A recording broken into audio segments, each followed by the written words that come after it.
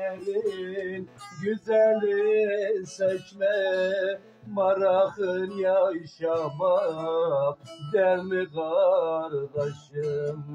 İnsanlar düşünmez, birbirine zer.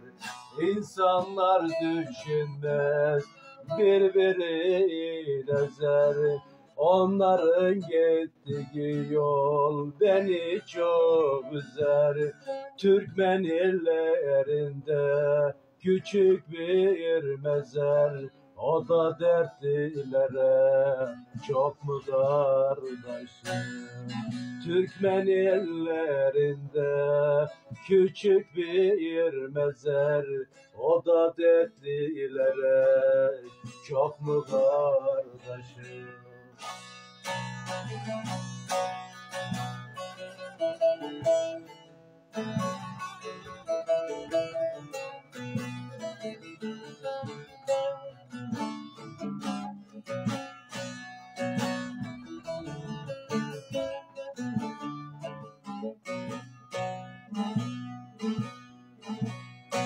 Dünya ki kurulmuş ağaç misali, dünya ki kurulmuş ağaç misali, insanda yaprağı devli kardeşim. İnsanlar düşünmez, hep savaş açar.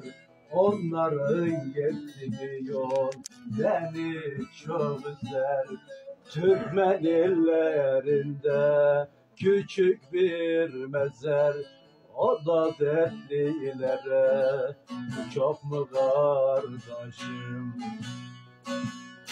Türkmen illerinde ufak bir mezar, o da dertlilere çok mu kardeşim? Çok mu kardeşim?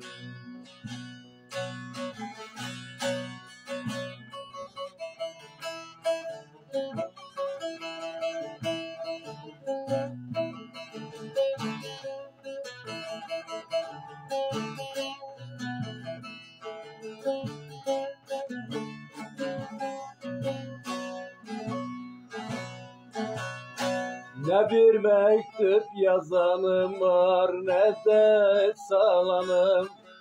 Ne bir mektup yazanım var, ne de salanım. Ne bir gidenim var, ne de gelenim. Gün geçtikçe dostlar artar kederim. İnsanlar düşünmez, bak beni üzer. Kadılar içinde küçük bir mezar, o da dertlilere çok mu kardeşim?